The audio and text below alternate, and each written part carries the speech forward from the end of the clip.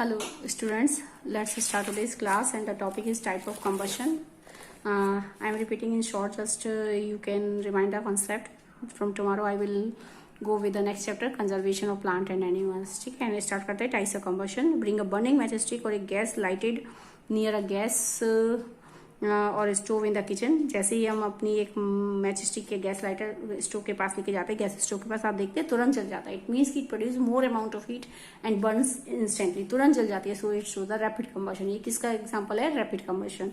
Now there are substance like phosphorus when burn which burn in the air at room temperature. कुछ ऐसे भी substance होते हैं like sodium, potassium, phosphorus जो room temperature पर sufficient heat वो gain करते हैं और वो कैच फायर कर लेते हैं. इट मीन द सब्सटेंस आपको कोई हीट देने की जरूरत नहीं है. ठीक है, यानी उनका इनिशियल टेम्परेचर सराउंडिंग से गेन कर ले जाता है और they start to catch fire. This type of combustion in which a material suddenly burst into the flame without the application of any apparent cause. बिना कोई एक्सटर्नल हीट दिए वो अपना हीट गेन कर लेता है, वो अपनी सफिशिएंट हीट गेन कर लेते हैं, टेम्परेचर गेन कर लेते हैं and they start to catch fire. This type of combustion is called spontaneous combustion. क्या कहलाता है ये? Spontaneous combustion. आगे बढ़ते हैं.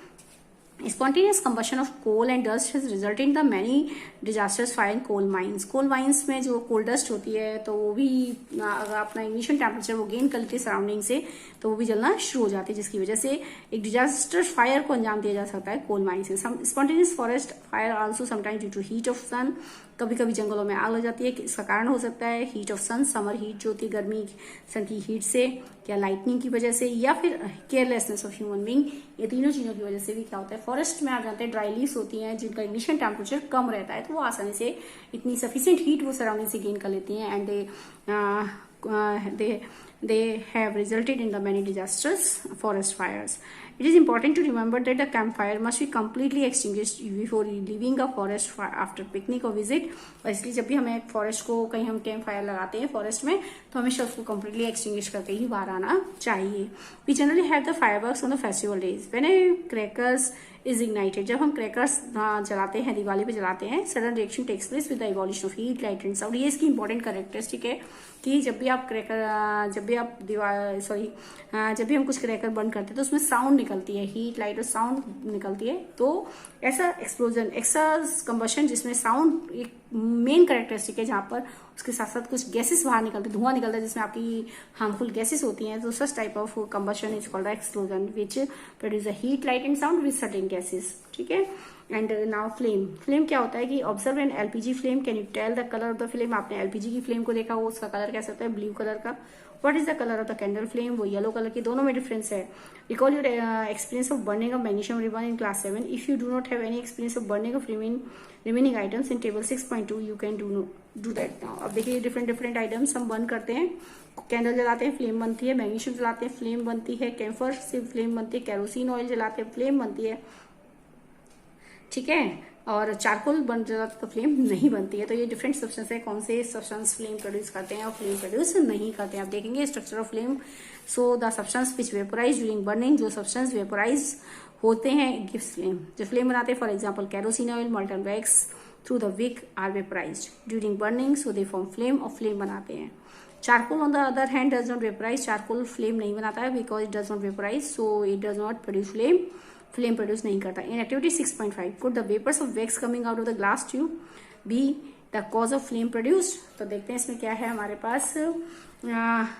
ये देखिए, ये हमारे पास एक कैंडल. इसने क्या कहा कि इसमें जो फ्लेम है, एक ग्लास स्लाइड ली और इसके ऊपर रख दिया. ठीक है, इस दबा के प्रेस करके रखा. तो देखा कुछ ब्लैक पोर्शन हो गया इसका मतलब इसमें क्या है? अनबर्न्ड कार्बन पार्टिकल्स है. यानी वो पार्टिकल्स इस एरिया में वो पार्टिकल्स होते हैं जो कि पूरी तरह से नहीं जल पाते, वो सस्पेंड रहते हैं जो कि इसके ऊपर डिपॉजिट हो जाते हैं. When the candle flame is study, introduce a clean glass plate into the luminous zone of the flame. जो आपका ल्यूमिनस जोन है पीला वाला, इसमें आपने एक ग्लास स्लाइड रखी. Hold it there a pair of tongs for about 10 second, कुछ टाइम के लिए रखा. Then remove it and what you observe. ने क्या देखा? ब्लैकिश पैच बन गया because of the unburned carbon particles deposited on the glass slide. ठीक है, जो कि यहाँ पर जो येलो फ्लेम बन रही है, इट मीन्स यहाँ पर फ्यूल का इनकम्प्लीट कंबशन होता है, जो कि इनसफिशिएंट सप्लाई ऑफ एयर होता है, जिसके कारण से फ्यूल के कुछ पार्टिकल्स यानी आपके वैक्स के कुछ पार्टिकल आधे जले रह जाते हैं, पूरी तरह से नहीं जल पाते. So they remain in the luminous zone, they suspend in the luminous zone and get deposited here. जो सस्पेंडेड जो आपका ल्यूमिनस जोन है उसमें वो रहते हैं, जिसके कारण से वो इस पर डिपॉजिट हो जाते हैं। आगे देखते हैं, a circular blackish ring is form on the glass slide, it indicates deposition of unburned carbon particles present in the luminous zone of the flame. Hold a thin long copper wire just inside the flame for 10-30 seconds and then notice a portion of the copper wire just outside the flame gets red hot। अब हमने क्या करा, एक wire लिया, उसको ऐसे flame में डाल दिया, तो देखा कुछ पोर्शन तो काला हो गया, लेकिन कुछ पोर्शन जो है आप देखेंगे जो बाहर की तरफ था वो थोड़ा सा गर्म हो गया। इट मीन्स कि फ्लेम का कुछ हिस्सा हॉटेस्ट पार्ट में आता है। हॉटेस्ट पार्ट है इसका मतलब फ्यूल का वहां पर कंप्लीट कंबशन होता है। It means some particles of the fuel gets completely burn and they make the zone that is called the outer zone. This is the hottest part of the flame, hottest part कहलाता है। So the wire gets hot. So notice the portion of the copper wire just outside the flame gets red hot. Does it indicate that the non-luminous zone of the flame has a high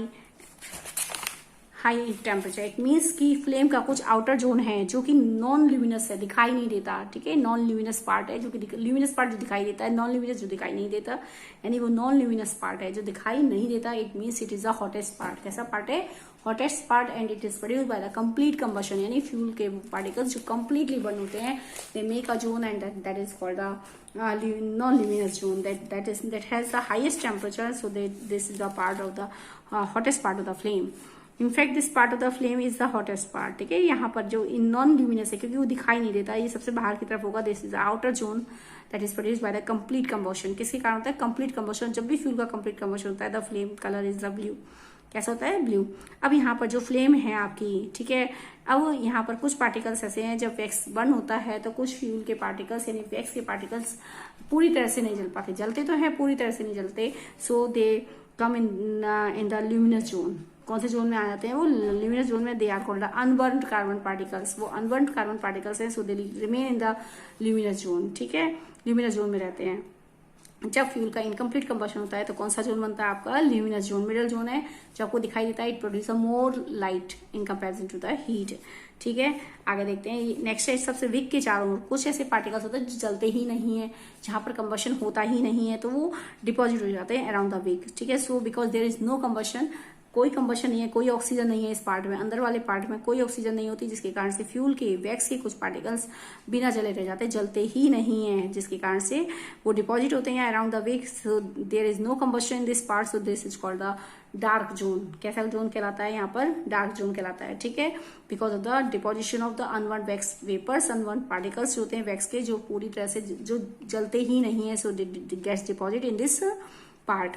ठीक है, तो कुछ ऐसे part इस zone में जो आपका सबसे लीस्ट हॉट पार्ट है, अंदर का जो पार्ट है वो लीस्ट हॉट है, because it is the innermost zone of the unburned wax vapours.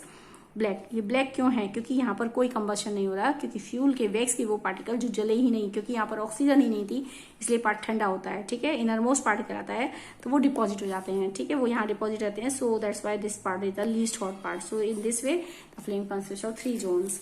Gold Smith blow the outer zone of the flame. Goldsmith जो सुनार होते हैं किसी भी गोल्ड और सिल्वर को मेल्ट करने के लिए, वो फ्लेम का कौन सा पार्ट यूज करते हैं? Outer zone, because it is the outer zone has the highest temperature. सबसे बाहर टेम्परेचर ज्यादा होता है कि फ्यूल का कंप्लीट कंबशन होता है, so it is the hottest part of the flame. कैसा कहलाता है? Hottest part. आगे बढ़ते हैं, what is the fuel. Next है, फ्यूल क्या है ये आपको बताई देता है। Recall the fuel, it is a combustible substance which undergoes combustion, जो बर्न होता है, that is called the fuel.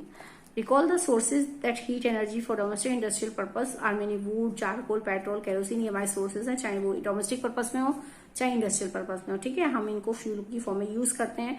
The substances are called fuel. It means the substance which give heat, so these are called fuel. A good fuel is one which, अब हम fuel किसको अच्छा कहते हैं? अच्छा फ्यूल हमारे लिए वो है जो चीप हो, सस्ता हो, आसानी से मिल जाए, आसानी से ट्रांसपोर्ट कर सकें, एंड कोई इन्वायरमेंट को कोई पॉल्यूशन ना हो, ज्यादा धुआं ना दे। दूसरी बात, प्रोड्यूसर की मोर अमाउंट ऑफ हीट, और सबसे इंपॉर्टेंट थिंग कि वो बहुत ज्यादा अमाउंट में हीट प्रोड्यूस करे, so that is the good fuel. It is also called ideal fuel. A fuel, good fuel is one which is readily available, it is cheap, सस्ता हो, it burns easily in the air at a moderate rate, आसानी से जल जाए, it produce a large amount of heat, बहुत अधिक amount में heat produce करे, it does not leave any ash behind any undesirable substance, कोई भी अनडिजायरेबल सब्सटेंस ना आए, एश ना बने, कोई भी गैसेस, हार्मफुल गैसेस बाहर ना निकले, so this is called the fuel कहलाता है, ideal fuel. This is probably no fuel that could be considered as an ideal fuel. We should look for a fuel which fulfill most of the requirements for a particular use. Fuel differ in their cost. Some fuels are cheaper than others. अलग अलग fuels होते हैं। Make a list of fuels familiar to you, group them as solid, liquid and gases fuel. अलग अलग type की fuel होती है categories में, उनकी स्टेट के आधार पर solid fuel, liquid fuel and gases fuel. Solid fuel जो सॉलिड स्टेट में पाते हैं like wood, coal, charcoal. Liquid fuel like petrol, kerosene, diesel. Gases fuel हो गए आपके एलपीजी, सीएनजी, हाइड्रोजन। ठीक है, अब आपके पास देखते हैं next fuel efficiency. Fuel efficiency का मतलब कौन कितना ज्यादा एफिशिएंट है। फ्यूल एफिशिएंसी हमारा 2 स्टूडेंट है, एक के नंबर आते हैं 90% और एक के आते हैं 60%। तो बताइए कौन सा ज्यादा एफिशिएंट है पढ़ने में। वैसे जिसके 90% मार्क्स आते हैं। ठीक इसी प्रकार यहाँ पर हम किसके रिगार्डिंग देखेंगे, हम ये देखेंगे कि कौन सा फ्यूल हमें बहुत ज्यादा अमाउंट में हीट देता है, हमारे एनवायरमेंट को उसके यूज से कोई नुकसान नहीं होता, दूसरी बात आसानी से सबको मिल जाता है। So it mean it is the more efficient. More efficiency, the fuel की जो मोर एफिशिएंसी है वो देखी जाती है इन regarding with the amount of heat produce. ठीक है, किसी भी फ्यूल को हम देखते हैं कि कौन कितना ज्यादा एफिशिएंट है, हम किस टर्म में देखते हैं कि वो कितनी हीट प्रोड्यूस करता है। तो कौन सा फ्यूल कितनी हीट प्रोड्यूस करता है in comparison to the other fuel, that is called the fuel efficiency. ठीक है, और इसको हम पता लगाते हैं कैलोरीफिक वैल्यू से। तो ठीक है, तो फ्यूल की एफिशिएंसी हमें पता लगती है कैलोरीफिक वैल्यू से कि अभी मैंने बताया कि जब हम एक फ्यूल को बर्न करते हैं तो कौन सा फ्यूल हमें कितनी अमाउंट में हीट देता है। तो अगर हम कम अमाउंट में फ्यूल बर्न कर रहे हैं, माना एक हम 250 ग्राम फ्यूल बर्न कर रहे हैं, 1 किलो बर्न कर रहे हैं फ्यूल, तो ऑब्वियसली जो 1 kg फ्यूल हम बर्न कर रहे हैं वो हमें ज्यादा अमाउंट में हीट देगा in comparison to 250 gram of fuel. तो हमें क्या करना है, एक फिक्स अमाउंट ऑफ फ्यूल को हम बर्न करते हैं, तो ये देखते हैं कितनी अमाउंट में हीट प्रोड्यूस होती है। तो एक फिक्स अमाउंट में अगर आप फ्यूल को बर्न करते हैं, that is the 1 kg of fuel. ठीक है, तो अगर हम एक 1 kg ऑफ फ्यूल को अगर हम बर्न करते हैं तो वो कितनी अमाउंट में हीट प्रोड्यूस होती है, that is called the calorific value. क्या कहलाती है उसकी, कैलोरीफिक वैल्यू। ठीक है, value the formula of calorific value, the amount of heat produce by burning 1 kg of fuel. जब आप 1 kg ऑफ फ्यूल को बर्न करते हैं तो जितनी अमाउंट में हीट प्रोड्यूस होती है, दैट इज द कितनी अमाउंट में हीट प्रोड्यूस हो रही है, that is the calorific value. ये क्या कहलाती है उसकी, कैलोरीफिक वैल्यू। ठीक है, इसका यानी तो हमें 1 kg फ्यूल को बर्न करने से कितनी हीट प्रोड्यूस हो रही है, that is called calorific value. इसके लिए फॉर्मूला हो गया हीट प्रोड्यूस, कितनी हीट प्रोड्यूस हो रही है divided by mass of fuel, आपने कितना फ्यूल बर्न कर रहे हैं। ठीक है, तो अब यहाँ पर इसकी अगर ऐसा यूनिट देखेंगे तो हीट की यूनिट होती है जूल। ठीक है, जूल होती है और मास की यूनिट होती है किलोग्राम। तो इसकी कैलोरीफिक वैल्यू की ऐसा यूनिट हो गई जूल पर केजी, ऐसा यूनिट हो गई कैलोरीफिक वैल्यू की जूल पर केजी। 1 किलोग्राम फ्यूल को बर्न करने से कितनी अमाउंट में हीट मिलती है। ठीक है, दैट इज द ऐसा यूनिट। लेकिन जब भी हम 1 किलोग्राम फ्यूल को बर्न कर रहे हैं, फ्यूल को अगर हम फ्यूल को बर्न करते हैं, देखिए हीट की ऐसा यूनिट होती है जूल, लेकिन हम फ्यूल को जब बर्न करते हैं तो बहुत अधिक अमाउंट में, लार्ज अमाउंट में हीट मिलती है। ठीक है, large amount of heat produce होती है, that can not be express in joule. Convenient नहीं है, आसान नहीं है कि हम उसको इजिली एक्सप्रेस कर सकें जूल में। So when we burn the fuel and produce large amount of heat, so it can be express in the kilojoule. हम इसको किस में रिप्रेजेंट करते हैं, किलो जूल में। सो द कैलोरीफिक वैल्यू की जो यूनिट है,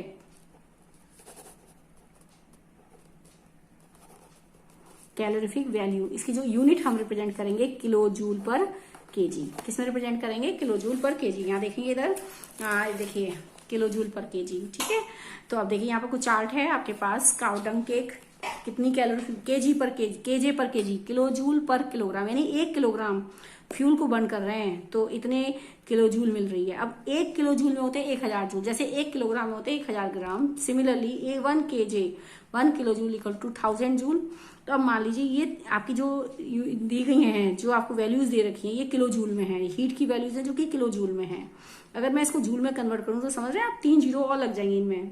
तो इसलिए हमारे लिए इसको बोलना, इसको पढ़ना कन्वीनियंट नहीं है, तो हम क्या करते हैं, इसको किलो जूल में एक्सप्रेस करते हैं। सो कैलोरीफिक वैल्यू की जो यूनिट है जिसमें हम इसको एक्सप्रेस करते हैं, calorific value of a fuel, fuel के लिए कैलोरीफिक वैल्यू को हम एक्सप्रेस करते हैं किलो जूल पर केजी। तो काउडंग की कितनी है, वुड की इतनी है, तो सबसे ज्यादा देखेंगे हाइड्रोजन की है। अब देखिए कितनी सारी है, अगर मैं इसको किलो जूल में रिप्रेजेंट करूं तो 3 जीरो ऐड कर देंगे, तो कन्वीनियंट नहीं है, तो हम इसलिए इसको किलो जूल में रिप्रेजेंट कर रहे हैं। ठीक है, तो हाइड्रोजन की सबसे ज्यादा है यहाँ पर, तो हाइड्रोजन की सबसे ज्यादा है, फिर भी हम हाइड्रोजन को यूज नहीं करते एज ए फ्यूल, क्योंकि हाइड्रोजन एक तो हाईली इन्फ्लेमेबल गैस है। ठीक है, आप जानते हैं कि वो burn with the pop sound create करती है, तो तो ये हमने पढ़ा था फोर्थ नेक्स्ट चैप्टर में, जो आपका प्रीवियस चैप्टर था उसमें हमने देखा था। तो हाइड्रोजन जब हम हाइड्रोजन, क्योंकि एक्सट्रीमली इनफ्लेमेबल गैस है, बहुत एलपीजी से भी बहुत जल्दी क्विकली वो जो होती है रेस्पॉन्स करती है, ठीक है। तो इसको स्टोर करना, ट्रांसपोर्ट करना बहुत रिस्क होता है कहीं तो एक्सप्लोड करेगी, क्योंकि पॉप साउंड क्रिएट करते, अगर मान लो इनफ्लेमेबल है बहुत हाईली, तो अगर वो जलेगी तो एक्सप्लोड करेगी सीधा, ठीक है। दूसरी बात ये कि एक्सपेंसिव है, तो इसलिए ये हम यूज नहीं करते इन कंपैरिजन टू एलपीजी और सीएनजी अदर गैसेज हैं, जो कि कोई इसी की जैसी प्रॉपर्टीज है यहाँ पर कि एलपीजी बहुत ज्यादा अमाउंट में हीट प्रोड्यूस करती है और इतना इसको मतलब आसानी से हम इसको स्टोर भी कर सकते हैं, चीप है, बहुत महंगी नहीं है, तो और हमारे इन्वायरमेंट को कोई नुकसान नहीं होता। सो हम एलपीजी और सीएनजी का ज्यादातर यूज किया जाता है। Next, burning of fuel lead to the harmful products. जब भी हम फ्यूल को बर्न करते हैं तो कौन से हमारे हार्मफुल प्रोडक्ट्स इससे क्रिएट होते हैं, वो ये देखेंगे। So burning of fuel leads to the harmful products. The increasing fuel consumption has harmful effects on environment. Carbon fuel like wood, coal, petroleum release unburnt carbon particles. आप जानते हैं जब भी वुड, कोल और petroleum products, petrol, diesel, kerosene, जब हम ये जलाते हैं तो इनसे क्या निकलते हैं, अनबर्न्ड कार्बन पार्टिकल्स रिलीज होते हैं। These fine particles are dangerous pollutant, एक पॉल्यूटेंट का काम करते हैं, because these are very fine particles, so they remain suspended in the air में सस्पेंड रहते हैं। These are called soot particles. क्या कहलाते हैं वो, soot particles. And when the inhale by person, ठीक है, it cause the respiratory disease in the human being, और ह्यूमन बीइंग को रेस्पिरेटरी डिजीज होती है, कुछ भी हो सकती है, लाइक अस्थमा भी क्रिएट हो गया, या हम कह सकते हैं कि उसको अस्थमा के साथ साथ आपके जो गले में है ना, गले में इरिटेशन होती है, आंखों में जलन होती है, इस टाइप की प्रॉब्लम्स भी उसको जो होती है क्रिएट हो सकती हैं। Incomplete combustion of this fuel gives carbon monoxide. अगर हम फ्यूल का इनकम्प्लीट कंबशन होता है किसी फ्यूल का तो कार्बन मोनोऑक्साइड बनती है। कार्बन डाइऑक्साइड की अमाउंट कम होती है और यहाँ पर कार्बन मोनोऑक्साइड की अमाउंट ज्यादा होती है।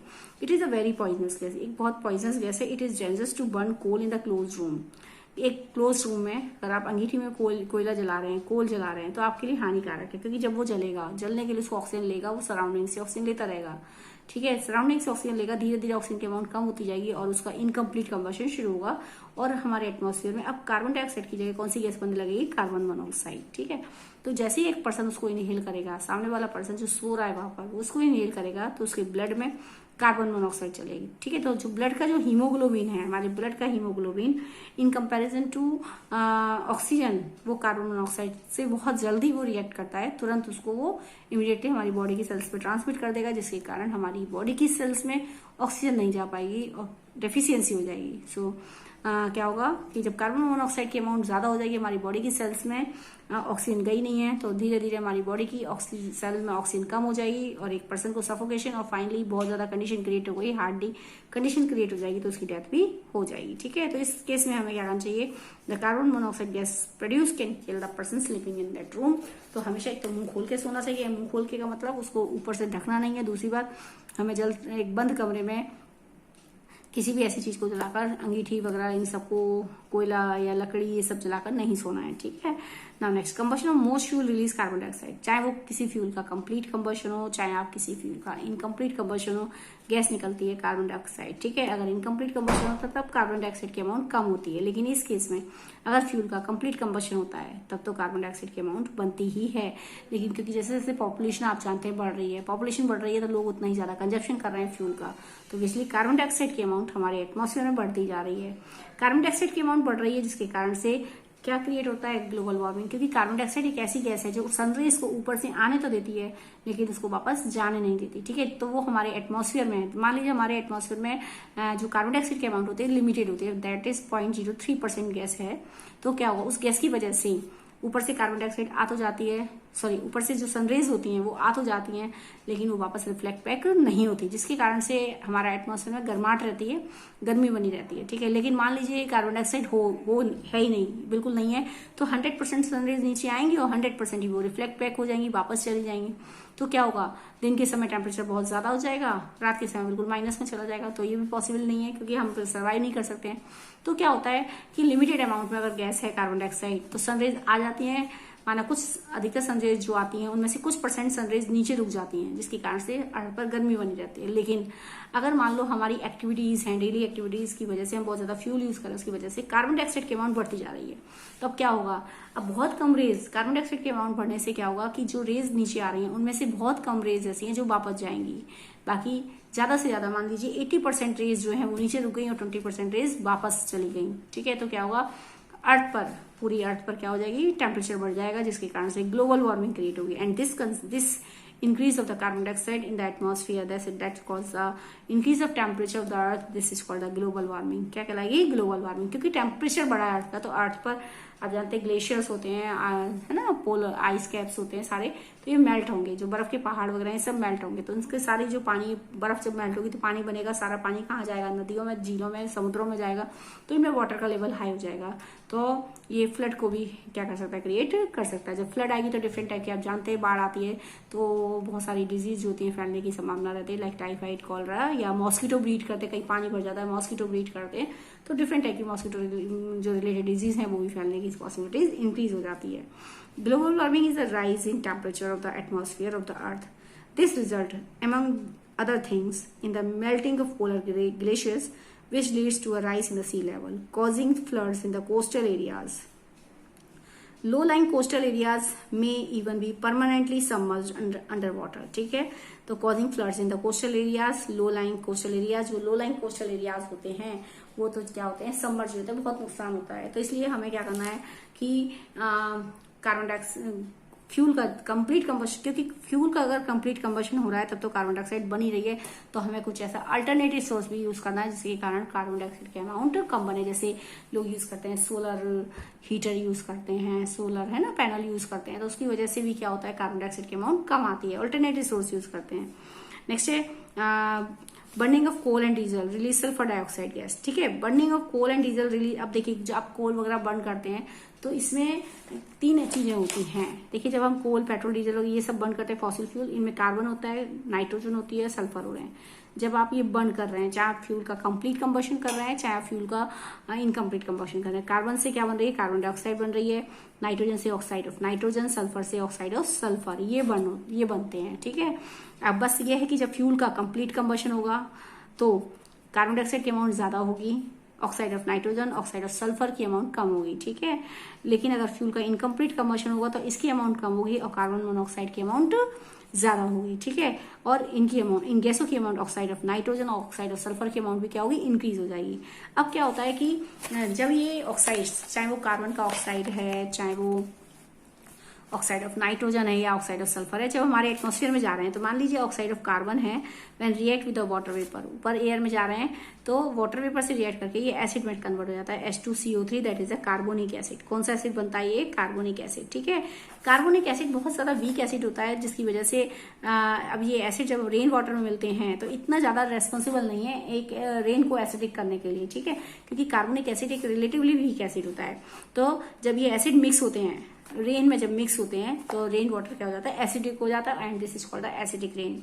एसिडिक रेन कहलाती है। तो कार्बोनिक एसिड भी मिक्स हो जाता है, लेकिन इतना ज्यादा रेन जो बारिश का पानी है उसको इतना ज्यादा एसिडिक बनाने के लिए रेस्पॉन्सिबल नहीं है, क्योंकि it is a relatively weak acid होता है। ठीक है, तो it mix with the rain water के साथ मिक्स हो गया and cause the acid rain. कौन सी रेन बन रही है, एसिड रेन। लेकिन यहाँ पर carbonic acid is the relatively weak acid है, so it is not majorly responsible to create the acidic rain. ठीक है, एसिडिक रेन बनाने के लिए बहुत ज्यादा रेस्पॉन्सिबल नहीं है, because it is a weak acid होता है, तो इतना ज्यादा इफेक्ट नहीं पड़ता रेन पर।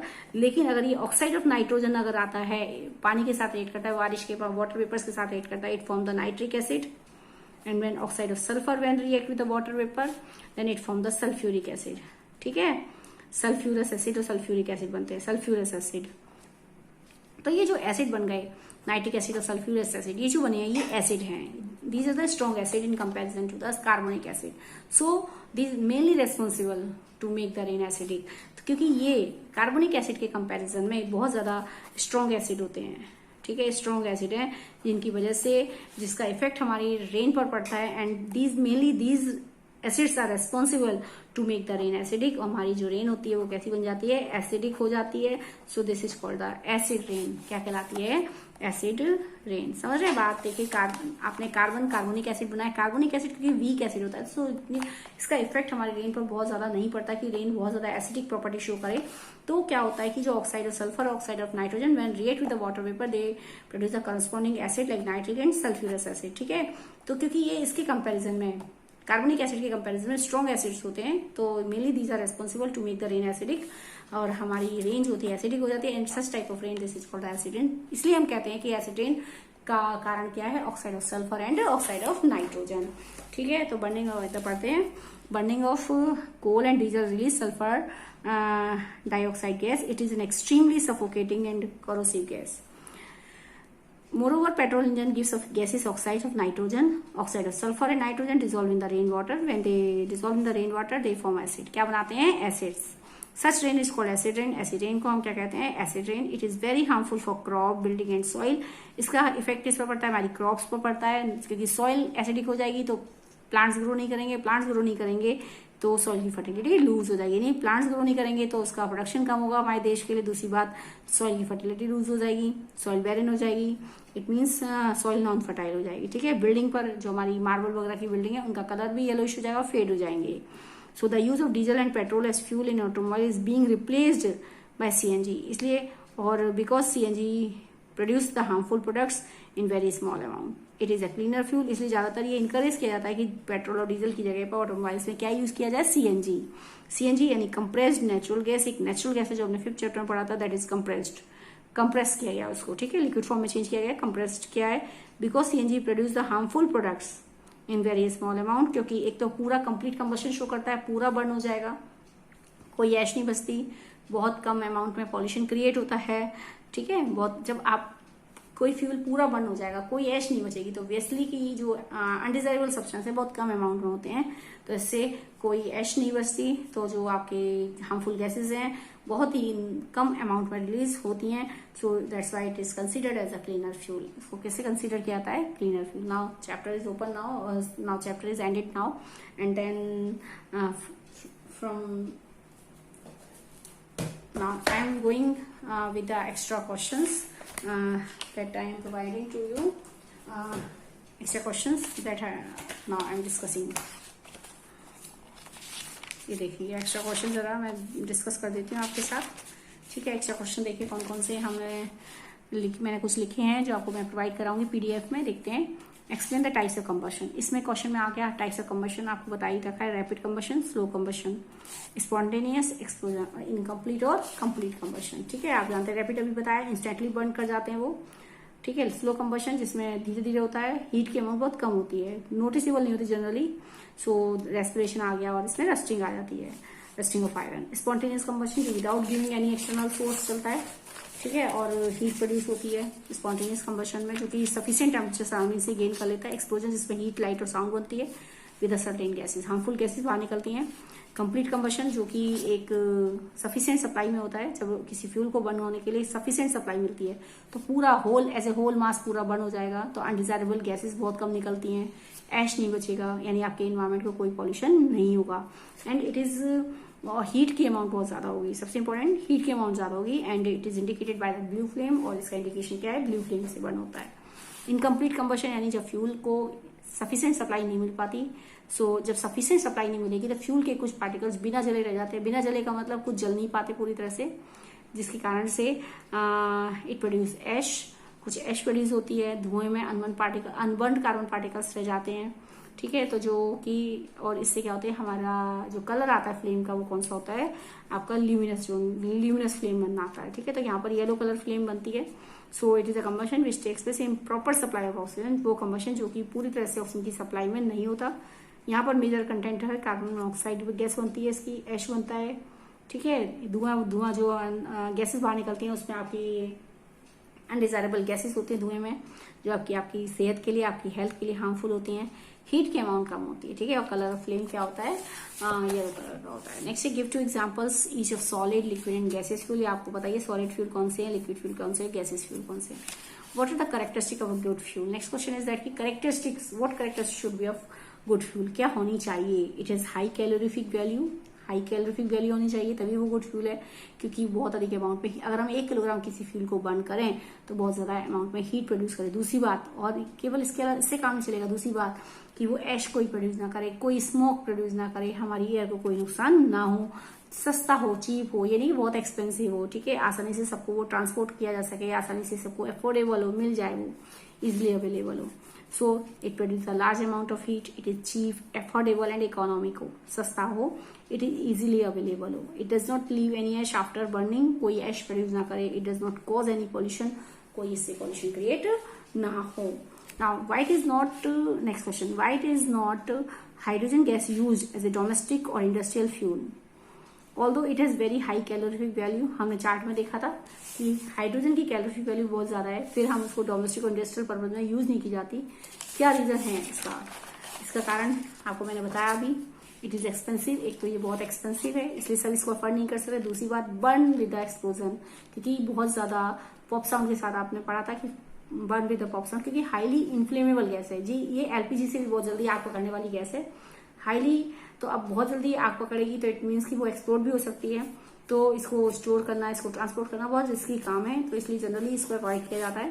Y should water never be use to control the fire by oil, ये आपको पता ही है कि पानी क्यों नहीं यूज करते to control the fire by oil, क्योंकि ऑयल की डेंसिटी कम होती है तो ऑयल पानी पर फ्लोट करता है, लेकिन पानी की फ्लूइडिटी ज्यादा होती है तो बहता जल्दी है, तो जितना जल्दी बहेगा उतनी जल्दी अपने साथ किसको लेके जाएगा, ऑयल को, आग फैलती जाएगी। सो this is because oil is lighter than water, so it will float on the water and spread the fire over the larger area, और आसानी से आपको क्या करता है, फैला देता है, ठीक है।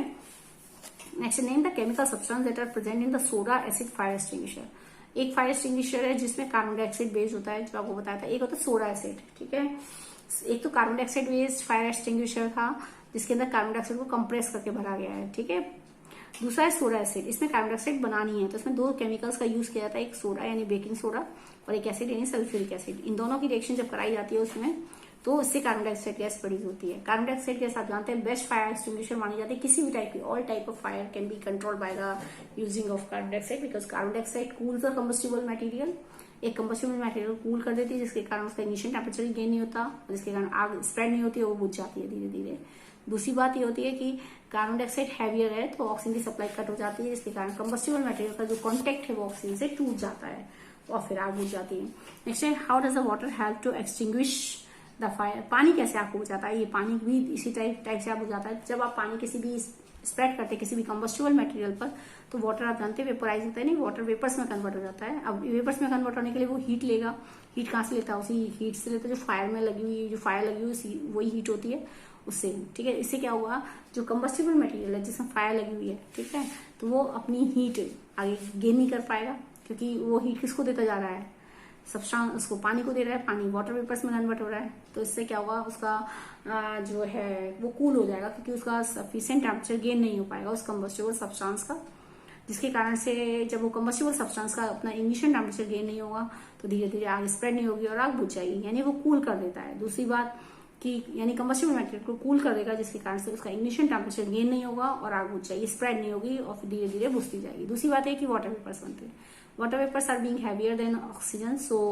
break the contact with the combustible material to the oxygen, क्योंकि नीचे की अगर वो भारी होती है तो क्या होता है, वाटर वेपर्स नीचे सेटल हो जाती हैं और ऑक्सीजन ऊपर चली जाती है, जिसके कारण से उसका जो ब्रेकअप है, वो जो कॉन्टेक्ट है वो टूट जाता है और आग बुझ जाती है, ठीक है। नेक्स्ट है, explain the types of flame. Explain the types of flame.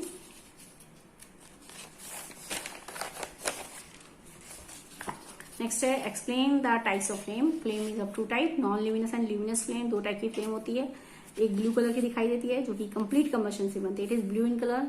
Blue colour की फ्लेम है that is produce by the complete combustion of fuel. Fuel के किससे बनती है, कंप्लीट कंबशन से। It gives more amount of heat, जो बहुत अधिक अमाउंट में हीट प्रोड्यूस करती है, and less amount of light, so it is a non luminous flame. Non luminous flame कहलाती है। तो हमारी गैस स्टोव जो होता है उसकी फ्लेम कैसी होती है, आपकी ब्लू कलर की फ्लेम आती है, ठीक है, ब्लू कलर की फ्लेम आ रही है, इट मीन्स कि it is a non luminous flame. It gives यानी आपके फ्यूल का, आपके एलपीजी का क्या हो रहा है, कंप्लीट कंबशन हो रहा है, ठीक है। It gives more amount of heat and less amount of light. Heat ज्यादा देती है, लेस अमाउंट ऑफ लाइट। दूसरी बात क्या है कि मान लीजिए आपका गैस स्टोव है उसमें कहीं कचरा आ जाए या तो वो धीरे धीरे क्या होता है, कभी गैस के जो बर्नर्स होते हैं वो येलो फ्लेम देने लग जाते हैं, कहीं कहीं पर येलो फ्लेम। इट मीन्स कि उसमें कचरा लगा हुआ है, कचरा है अंदर, पूरी तरह साफ नहीं, क्लियर नहीं है, तो उसको सफाई करानी पड़ती है टाइम टू टाइम। एक रेगुलर इंटरवल पर आपको गैस स्टोव की सफाई करनी होती है ताकि फ्यूल का जो एलपीजी है उसका कंप्लीट कंबशन हो। अगर एलपीजी का इनकम्प्लीट कंबशन हो रहा है तब आपको जो फ्लेम का कलर बनेगा वो कुछ कैसा बनता रहेगा, येलोइश कलर। अब येलो कलर आएगा तो वो हीट की अमाउंट हमें कम देगा। और दूसरी बात, क्योंकि जब इनकम्प्लीट कंबशन हो रहा है उस केस में, तो उसमें अनबर्न्ड कार्बन पार्टिकल्स रह जाते हैं। जब आप उसके ऊपर बर्तन रखेंगे तो आपका बर्तन भी क्या हो जाएगा, काला हो जाएगा। जबकि आप ब्लू फ्लेम, जब हमारे गैस स्टोव की ब्लू फ्लेम आती है तो आपने उस पर बर्तन रखोगे कभी काला नहीं होगा, क्योंकि उसमें कंप्लीट कंबशन हो रहा है। कोई भी ऐसा नहीं है कि फ्यूल अनबर्न्ड उसमें पार्टिकल्स हो, ऐसा नहीं है, ठीक है। तो इसलिए हमारा कोई बर्तन काला नहीं होता। लेकिन अगर हम फ्यूल, हमारे जो गैस स्टोव है उसमें कुछ कचरा है, पूरी तरह साफ नहीं है, तब उस केस में हमारे एलपीजी का इनकम्प्लीट कंबशन शो करता है एलपीजी, और तब वहां पर ये कुछ पार्ट उसका येलोइश रहता है, ठीक है। जब हम उसको अपना कोई बर्तन रख रहे हैं गर्म करने के लिए, खाना बनाने के लिए, कुकिंग करने के लिए, तो आपका वो पोर्शन क्योंकि येलो है यानी वहां पे फ्यूल का इनकम्प्लीट कंबशन शो कर रहा है, जिसकी वजह से उसमें अनबर्न्ड कार्बन पार्टिकल्स रह जाते हैं, जो कि हमारे जो यूटेंसिल है उसके ऊपर डिपॉजिट रहते हैं, ठीक है, because of the incomplete combustion. Now next is luminous flame. ये भी मैंने बता दिया, it is the yellow in colour and produce by the incomplete combustion. It gives more amount of light and the less amount of heat. यहाँ पर light की amount क्या होती है, ज्यादा होती है in comparison to the heat. Now next, explain the harmful effects of burning of fuel. यह भी मैंने आपको बताया फ्यूल के बर्निंग होने से क्या हार्मफुल इफेक्ट्स हैं। देखते हैं कौन कौन से हैं यहाँ पर। The burning of fuel like wood, coal and petroleum products release unburned carbon particle in the air. जब हम फ्यूल को बर्न करते हैं, like wood, coal, petroleum products को, अनबर्न्ड कार्बन पार्टिकल्स निकलते हैं, ठीक है। These fine particle are dangerous pollutants. ये बहुत नुकसानदायक है because they do not settle down but they remain suspended, so they are called soot particles. हम इनको सूट पार्टिकल्स कहते हैं। And when the person inhale these particles he or she suffered by the respiratory disease like asthma, और आपके जो है irritation in eyes, सोट, ऐसे भी शिकायतें रहती हैं। Incomplete combustion of fuel gives carbon monoxide. ये मैंने आपको बता दिया कि जब फ्यूल का इनकम्प्लीट कंबशन होता है कार्बन मोनोऑक्साइड बनती है। It is poisonous gas and excessive inhaling of this gas, अगर हम इसको इनहेल करते हैं, कैन किल अ पर्सन। उसकी सेल्स में ऑक्सीजन नहीं जाएगी तो उसको सफोकेशन होगा, फाइनली पर्सन की क्या हो जाएगी, डेथ हो जाएगी। नेक्स्ट है combustion of most fuel release carbon dioxide. Fuel का ज्यादातर कंप्लीट कंबशन अगर होता है तो कौन सी गैस बनती है, कार्बन डाइऑक्साइड। कार्बन डाइऑक्साइड तो बनती है चाहे वो इनकम्प्लीट हो, लेकिन इनकम्प्लीट में कम अमाउंट बनते हैं, लेकिन कार्बन डाइऑक्साइड तो बनती ही है। लेकिन अब क्योंकि आप पॉपुलेशन बहुत ज्यादा है, फ्यूल का कंजप्शन बहुत ज्यादा हो रहा है, जिसकी वजह से कार्बन डाइऑक्साइड की अमाउंट इंक्रीज हो रही है, which trap the sunlight and increase the temperature of the earth worldwide. जिसकी वजह से सनलाइट आ तो जाती है लेकिन वापस नहीं जाती, ट्रैप हो जाती है, जिसके कारण अर्थ पर, ऑल ओवर अर्थ पर टेम्परेचर इंक्रीज हो जाता है। Increase concentration of this gas in the air cause the global warming. और क्या क्रिएट होती है, global warming. Global warming increase देखेंगे next point. Global warming increase the temperature of earth. इसकी वजह से हमारी अर्थ का टेम्परेचर बढ़ जाता है वर्ल्ड वाइड, पूरी अर्थ पर, which cause the melting of glacier and leads to the rise in sea level. जिसकी वजह से rise in the sea level, पानी का जो लेवल है वो क्या होता है, इंक्रीज हो जाता है, ठीक है, rise in the sea level and causing the flood in coastal areas. और इससे क्या रहती है, कोस्टल एरियाज होते हैं वो सबमर्ज, लो लाइंग एरियाज होते हैं सबमर्ज हो जाते हैं, अदरवाइज बाढ़ आ जाती है। बाढ़ आ जाएगी तो डिफरेंट टाइप की डिजीजेस फैलने की पॉसिबिलिटी इंक्रीज हो जाएगी। Next, burning of fuel produce oxide of sulphur and nitrogen in the air. In fuel को बर्न करने से क्या बनता है, ऑक्साइड ऑफ सल्फर और ऑक्साइड ऑफ नाइट्रोजन भी बनते हैं। These oxide dissolve in the rain water के साथ डिजोल्व होकर स्ट्रॉन्ग एसिड बनाते हैं। दिस इज कॉल्ड द आपके sulphurous acid and nitric acid, and because of these acid rain becomes acidic and this is called the acid rain. और क्या कहलाती है, acid rain, which is harmful for the crops, building and soil, इन सबके लिए नुकसानदायक होती है। एक्सप्लेन नेक्स्ट और लास्ट क्वेश्चन है इस चैप्टर का, explain the different zones of the candle flame. Candle flame के कौन कौन से जोन होते हैं। Candle flame consist of 3 zones which have different colours and different temperature. सबका अलग अलग कलर होता है। जैसे सबसे बाहर नीले कलर का होता है, ब्लू कलर का आउटर जोन कहलाता है, सबसे बीच में होता है येलोइश कलर का, और सबसे अंदर होता है डार्क कलर का, ब्लैक कलर का। क्योंकि यहाँ पे कंबशन ही नहीं है तो वो पार्ट अनबर्न्ड कार्बन कुछ पार्टिकल्स होते हैं जो जलते ही नहीं है, वो डिपॉजिट रहते हैं, तो इसलिए वो डार्क कलर का, ब्लैक कलर का रहता है, ठीक है। तो पहला जोन देखते हैं non luminous zone. Non luminous जो दिखाई नहीं देता बाहर से, it is outermost zone outermost zone है फ्लेम का which is blue in colour. कैसे कलर का होता है? ब्लू कलर का। Complete combustion takes place and in this zone because there is plenty of air around, वहां पर पूरी सप्लाई रहती है ऑक्सीजन की, इसलिए वहां पर पूरा कंप्लीट कंबशन होता है। It is the hottest part of the flame, बहुत गर्म है। It is quite thin as compare to the middle zone, हमें ज्यादातर मिडिल जोन दिखाई देता है, ठीक है, बहुत पतला होता है ये। ल्यूमिनस जोन में अगर हम बात करें तो it is the middle zone of the flame, middle zone है जो ज्यादातर दिखाई देता है, which is the yellow in colour. It is the brightest zone, बहुत चमकदार है। इट गिव्स मोर लाइट, इसलिए बहुत ज्यादा लाइट प्रोड्यूस करता है। Incomplete combustion of fuel occur in this zone because there is insufficient supply of air, insufficient air, पूरी तरह से ऑक्सीजन नहीं मिल पाती, जिसके कारण से वहां पर इनकम्प्लीट कंबशन होता है। Due to partial burning unburned carbon particles remain in this zone, क्योंकि वहां पूरी तरह से ऑक्सीजन नहीं मिल पाती, तो जो पार्टिकल्स हैं कार्बन के वो पूरी तरह से जल नहीं पाते, वो वहां पर इस जोन में रहते हैं, सस्पेंड रहते हैं। It has a moderate temperature, बहुत ज्यादा क्योंकि पार्शियल कंबक्शन हो रहा है, इनकम्प्लीट कंबक्शन हो रहा है, जिसके कारण से यहाँ पर बहुत ज्यादा टेम्परेचर नहीं रहता। Middle moderate hot temperature, moderate hot रहता है, ठीक है। Next dark zone. Dark zone वो पोर्शन जहां पर ऑक्सीजन होती नहीं है, जिसके कारण से कंबशन नहीं होता, तो कुछ फ्यूल के पार्टिकल्स यानी वैक्स के पार्टिकल्स वहां पर डिपॉजिट हो जाते हैं विक के आसपास, और वो डार्क जोन कहलाता, ठंडा होता है, ठीक है। It is the innermost zone of the flame, flame का कैसा जोन कहलाता है वो? Inner zone, which is black in colour, वो एक ब्लैक कलर का पोर्शन है। No oxygen in this zone, कोई ऑक्सीजन नहीं है वहां पर, therefore no combustion takes place, वहां पर कोई कंबशन नहीं होता। Unburnt wax vapour deposit around the wick, unburnt wax vapours, वो वैक्स वेपर जो जलती नहीं है वो वहां पर डिपॉजिट रहती है, क्योंकि कोई कंबशन नहीं है। So it is the coldest part of the flame, और वो हमारी फ्लेम का कैसा पार्ट कहलाता है? कोल्डेस्ट पार्ट, ठंडा पार्ट कहलाता है, ठीक है। इस टाइप से हमारा जो चैप्टर है कंबशन एंड फ्लेम कंप्लीट हो गया। कल से स्टार्ट करूंगी मैं आपका next chapter conservation of plant and animal, and आपका जो रिवीजन है वो चल रहा होगा। अगर आपको कोई डाउट है रिवीजन से रिलेटेड तो आप पूछ सकते हैं, ठीक है। और आपको वेबसाइट पर जब जाना होगा तो आपको अपने पास ईमेल आईडी रखनी है, ताकि आप उसको पेपर को ओपन कर सकें, ठीक है। ईमेल आईडी रिक्वायरमेंट है वहां पर, इन चीज़ों का ध्यान रखेंगे आप। Thank you and have a nice day.